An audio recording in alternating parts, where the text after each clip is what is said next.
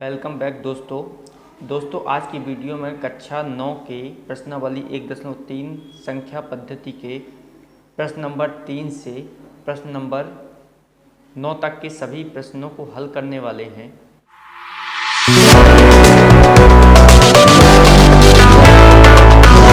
तो चलिए स्टार्ट करते हैं आज के इस सेशन को। निम्नलिखित को P/Q के रूप में व्यक्त कीजिए। तो आप देख सकते हैं कि इस तरह के हमने क्वेश्चन पहले उदाहरण में और इससे पहले भी हल कर चुके हैं। तो इन्हें P/Q के रूप में व्यक्त करना यानी कि परिमेय संख्या के रूप में बनाना। तो इसके लिए बताया गया था कि आपको इसे x बराबर मान लेना है कि x बराबर 0.6 रिपीट। तो x इक्वल हम लिख सकते हैं, रिपीट का मतलब होता है कि यह नंबर्स बढ़ता चला जा रहा है आगे की ओर। इसे इक्वेशन 1 दे देते हैं। अब समीकरण एक के दोनों पक्षों में 10 का गुणा करने पर, अगर दशमलव के बाद एक संख्या है तो 10 का, दशमलव के बाद दो संख्याएं हैं तो 100 का, और दशमलव के बाद अगर 3 संख्याएं तो 1000 का गुणा करते हैं। तो आप देख सकते हैं कि इसमें दशमलव के बाद एक संख्या है जो रिपीट हो रही है, जिसमें हम 10 का गुणा करेंगे। तो 10 का गुणा करने पर यदि x के साथ होगा तो 10x आएगा, और इसके साथ करेंगे तो 10 का गुणा करते ही लास्ट में 0 आएगा, यानी कि यह दशमलव एक नंबर पीछे पहुंच जाएगा। तो आप इसको यहाँ पर पॉइंट लगा सकते हैं। तो 6.66666 इस तरह से समीकरण 2 हो जाएगा। समीकरण 2 से समीकरण 1 को माइनस करने पर 10x से x को माइनस करेंगे और 6.6666 से 0.6666 इसको माइनस करेंगे। यहाँ देखिए 10x में से एक x को हटाए तो 9x आया, और यहाँ पता चल रहा है कि दशमलव के बाद जितनी भी संख्याएं हैं वो सभी क्या हो जाएंगी, घट करके 0 हो जाएंगी, यानी कि हमारे पास 6 बचेगा। तो x का मान आएगा 6/9। ये 3 से डिविजिबल है तो 3 से काट सकते हैं, 3 दूनी 6, 3 त्रिकाई 9। x इक्वल 2/3 आया जो P/Q के फॉर्म में है और एक परिमेय संख्या है। चलिए इसका नेक्स्ट क्वेश्चन दिया है 0.47 रिपीट को हमें क्या करना है, इसे परिमेय संख्या के रूप में लिखना है। तो x बराबर इसको ही माने 0.47 रिपीट, यानी कि यहाँ पर 7 रिपीट हो रहा है, 4 रिपीट नहीं हो रहा है। तो x बराबर 0.4777 3 बार हम इसको रिपीट कर देते हैं, समीकरण 1 देंगे। यहाँ 2 नंबर बाद दशमलव लगा हुआ है, इसका मतलब इसमें 100 का मल्टीप्लाई करेंगे तो दोनों साइड में समीकरण 1 के दोनों पक्षों में 100 का गुणा करने पर, आप दोनों साइड 100 का मल्टीप्लाई कर सकते हैं। तो यहाँ होगा 100x, और इधर यदि करेंगे तो ये दशमलव 2 नंबर पीछे, क्योंकि 2 जीरो हैं, लास्ट में 2 जीरो आएंगे तो 2 नंबर पीछे पहुँच जाएगा, यानी कि 47.777। आप अपनी सुविधा के अनुसार इसे उतने नंबर तक कर लेंगे ताकि आपसे घटाते बने। तो 1 2 3 4 नंबर तक मैं इसे कर देता हूँ। समीकरण 2 से समीकरण 1 को माइनस करेंगे, घटाएंगे तो 100x में से 1x माइनस होगा, और यहाँ 47.7777 से 0.4777 माइनस होगा। इसको माइनस करके देखते हैं। 47.7777 से माइनस करेंगे 0.4777, घटाएंगे तो 7 में 7 जाएगा 0, 7 में 7 0, 7 में 7 0, 7 में 4 3, और 7 में से 0 7 आएगा और 4 47.3 इसका आया घटाने पर 47.3, और 100x में से 1x माइनस होगी 99x। तो x की वैल्यू आएगी 473। यहाँ ये 99 मल्टीप्लाई में है तो डिवाइड में आ जाएगा। इसे और भी सही करेंगे तो दशमलव को हम हटा देंगे, दशमलव को हटाएंगे, एक संख्या दिख रही तो हम इसे लिख देंगे, एक 0 नीचे ले आएंगे जो P/Q के फॉर्म में होगा, और यह एक परिमेय संख्या होगी। इसी प्रकार से थर्ड नंबर का क्वेश्चन दिया हुआ है, इसे भी x बराबर मानेंगे 0.001। गाइज यहाँ आप देख सकते हैं कि 3 नंबर में रिपीट लगा हुआ है, यानी कि यह संख्या इस प्रकार से रिपीट हो रही है। इसको मैंने दशमलव के बाद 6 अंकों तक रखा है, तो 6 अंकों तक ही हम संख्या को रखने का प्रयास करेंगे। इसे समीकरण 1 देना है और समीकरण 1 के दोनों पक्षों में किसका मल्टीप्लाई करेंगे 1000 का, क्योंकि यहाँ पर 3 जीरो मतलब 3। समीकरण 1 के दोनों पक्षों में 1000 का गुणा करने पर 1000 का गुणा करेंगे तो यहाँ 1000x आएगा और इस साइड करेंगे तो ये 1 2 3 नंबर पीछे दशमलव पहुँच जाएगा, यानी कि हम इसको लिख सकते हैं 1.001 और इसी तरह से और भी लिख सकते हैं 001, इसी तरह से समीकरण 2। समीकरण 2 से समीकरण 1 को घटाएंगे, मतलब 1000x में से क्या घटेगा, x घटेगा, साइड से साइड को घटाएंगे, इस साइड से इस साइड को माइनस करेंगे 0.001 0.001, यानी कि ये जो पोर्शन है ये 0 हो जाएगा घटाने पर। यहाँ आप घटा सकते हैं, यहाँ आएगा 1000x में से 1x घटेगा तो 999x आएगा और यहाँ आया 1, तो x की वैल्यू जो आएगी वो आएगी 1/999 डिवाइड में, जो p/q के फॉर्म में है और एक परिमेय संख्या है। इसका नेक्स्ट प्रश्न दिया हुआ है कि 0.9999 को p/q के रूप में व्यक्त कीजिए। क्या आप अपने उत्तर से आश्चर्यचकित हैं? अपने अध्यापक और कक्षा के सहयोगियों के साथ उत्तर की सार्थकता पर चर्चा कीजिए। गाइज यह एक एक्टिविटी है और यह आप कर सकते हैं, बट हमारा सेंस तो यहाँ पर इसे परिमेय संख्या के रूप में व्यक्त करना है, तो हम इसे परिमेय संख्या को व्यक्त करेंगे। तो ये दिया हुआ है x बराबर 0.99999। गाइज ये 0.9 रिपीट ही लिखा हुआ है, इसे उसी मेथड के द्वारा सॉल्व करेंगे। इसे समीकरण 1 दे देते हैं, दोनों पक्षों में 1 नंबर के बाद दशमलव है, तो समीकरण 1 के दोनों पक्षों में 10 का गुणा करने पर 10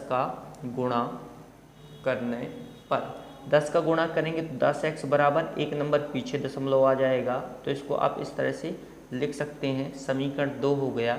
समीकरण 2 से 1 को माइनस करेंगे तो 10x से 1x माइनस होगा, 99999 से हम माइनस करेंगे 0.99999 1 2 3 4 5 1 2 3 4 5। इसी प्रकार से आप भी करोगे। ये घटाने पर ये पोर्शन 0 हो जाएगा दशमलव के बाद वाले, यहाँ बचेगा हमारे पास ओनली 9, तो 9x इक्वल 9, तो x की वैल्यू आएगी 9/9, कैंसिल कर सकते हैं 1 हो जाएगा और 1 को हम परिमेय संख्या के रूप में लिख सकते हैं जो p/q के फॉर्म में है। प्रश्नावली 1.3 का 5वां प्रश्न दिया है कि 1.17 के दशमलव प्रसार में अंकों की पुनरावृत्ति तक किसकी अधिकतम संख्या क्या हो सकती है। मतलब 1/17 की अधिकतम संख्या बताना है कि क्या हो सकती है, और 1/17 मतलब 1 को हम 17 से भाग देंगे और इसकी पुनरावृत्ति को समझेंगे कहाँ तक इसकी पुनरावृत्ति हो रही है। ये थोड़ा सा डिवीजन मेथड बहुत लंबी होने वाली है, तो इसे बड़े ध्यान से देखना होगा। 1 को भाग देना है 17 से, तो एक बार में भाग नहीं जाएगा, मतलब दशमलव का यूज करेंगे तो यहाँ 0 आ जाएगा। एक बार में और भाग नहीं जाएगा तो 0 टाइम अगर करेंगे इसे तो 0 टाइम गया, मतलब यहाँ पर 10 आया, एक 0 और बढ़ा दिया, 17 पना 85, 5 बार जा रहा है 85 आ रहा है, 10 में से 5 गए 5, 9 में से 8 गए 1, अंक उतारे 0 आएगा। 8 बार होता है 17 8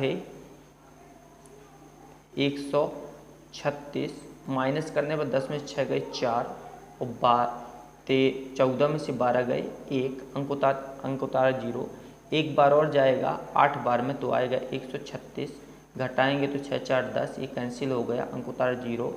17 दूनी 34 होता है तो 34 यहाँ पर आया 6, 60 बना, 53 3 बार 51 होगा, 51 माइनस करेंगे तो यहाँ पर 9 आएगा, 90 हो गया।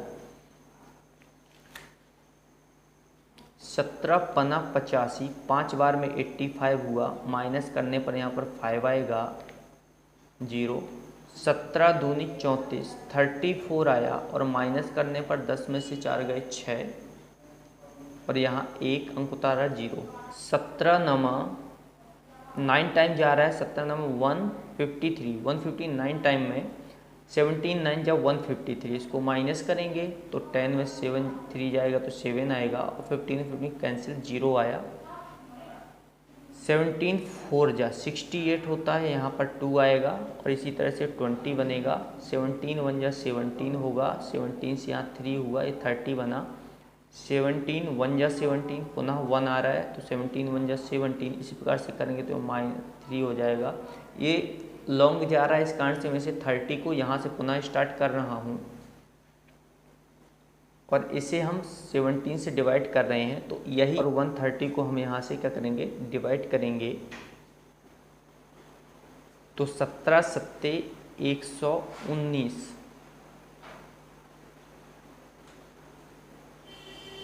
17 सत्ते 119 घटाएंगे, 10 में से 9 गए 1, 12 में से 11 गए 1, अंक उतारा 0, 17 छक्का 102, 102, इसी तरह से घटाएंगे, 10 में से 2 गए 8, ये कैंसिल हुआ, 0 आया,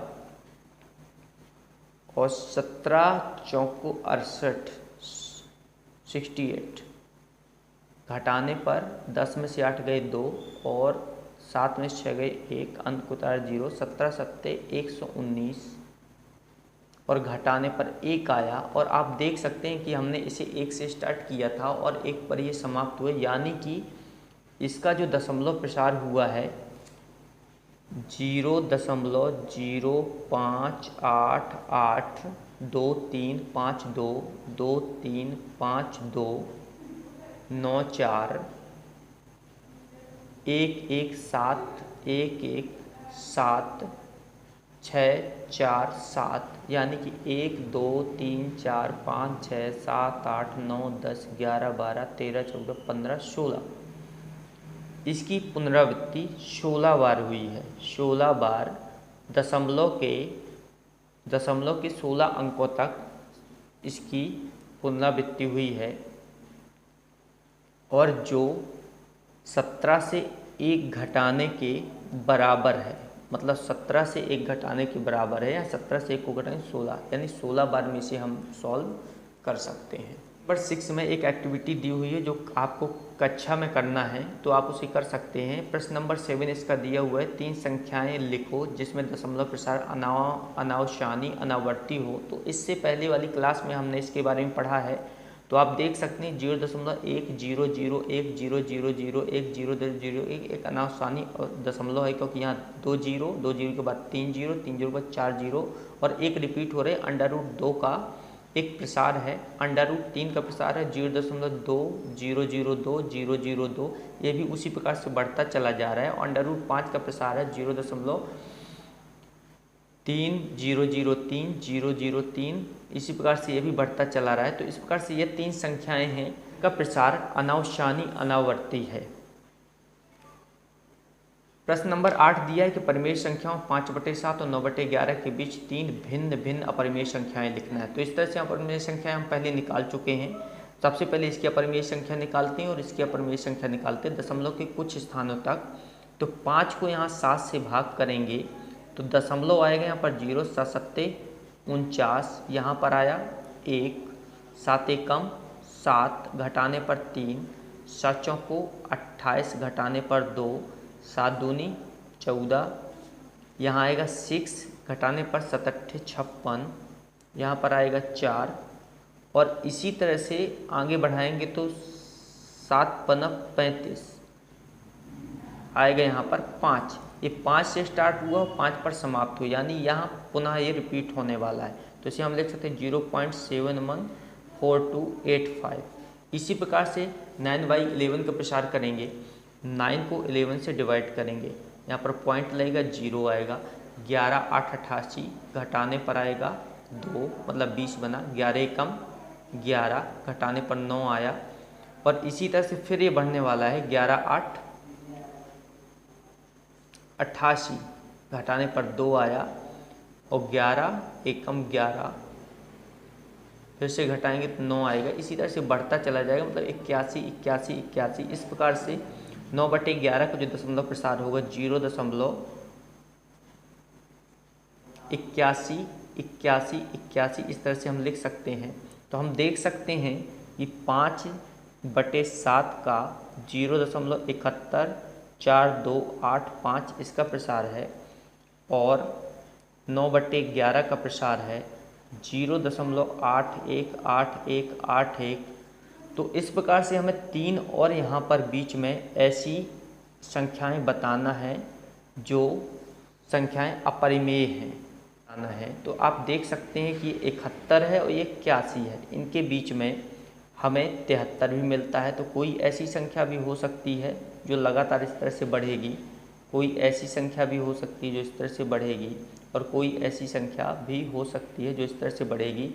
हालांकि 71 के बाद 72, 73, 74, 75, 76 हम कहाँ तक कर सकते हैं, 80 तक की सभी संख्याएं, इनमें से कोई भी 3 संख्याएं निकाल के रख सकते हैं, वही हमारी इसकी अपरिमेय संख्याएं होंगी। नेक्स्ट क्वेश्चन दिया हुआ है, निम्नलिखित संख्याओं को परिमेय और अपरिमेय संख्या के रूप में वर्गीकृत कीजिए। तो यहाँ पर दिया हुआ कि √23 को बताने के परिमेय है कि अपरिमेय। तो यह एक अपरिमेय संख्या है क्योंकि इसका दशमलव प्रसार अनावशानी अनावर्ती होने वाला है, क्योंकि इसका दशमलव प्रसार अनावशानी अनावर्ती है, सेम √2, √3, √5 की तरह है। तो इसे हम अपरिमेय संख्या बोलेंगे, इसे हम अपरिमेय संख्या कहेंगे। दूसरा प्रश्न √225। √225 को हम देखते हैं कि 15 × 15 मतलब 15 का क्या है, वर्ग है, और 15 एक परिमेय संख्या है, तो इसे हम बोलेंगे परिमेय संख्या है। यह एक परिमेय संख्या है। इसे परिमेय संख्या के रूप में लिखा जा सकता है 0.3796। तीसरा क्वेश्चन है। तो इसे परिमेय संख्या में लिखने के लिए हम इसमें दशमलव को हटा देंगे और यह क्या बन जाएगी, एक परिमेय संख्या बन जाएगी। तो कितने दशमलव के बाद जितनी संख्याएं होती हैं उतने 0 लिख दिए जाते हैं और यह एक परिमेय संख्या बन चुकी है। नेक्स्ट, ये भी एक प्रकार का अशांत प्रसार है, तो इसे भी हम PYQ के रूप में लिख सकते हैं। अनावशानी नहीं है, ये अशांत जरूर है। तो इसे 7.47848 को दशमलव हटा करके इसे 7478478 मतलब कितने, 1 2 3 4 5 6 संख्याएं हैं, तो हम उसे 2 2 4 2 6 इस रूप में लिख सकते हैं। यह भी एक क्या है, परिमेय संख्या है।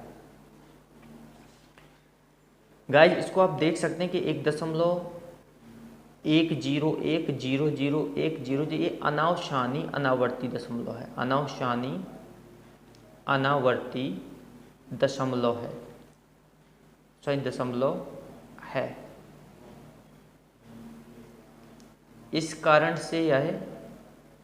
से यह एक अपरिमेय संख्या है, अपरिमेय संख्या है। इसे परिमेय संख्या के रूप में निरूपित नहीं किया जा सकता। तो आई होप आज का सेशन आपको समझ में आया होगा। यदि आप इस चैनल पर अभी तक नए हैं तो सबसे पहले इस चैनल को सब्सक्राइब कर दें, वीडियो को लाइक करें और अपने फ्रेंड सर्कल में शेयर करें।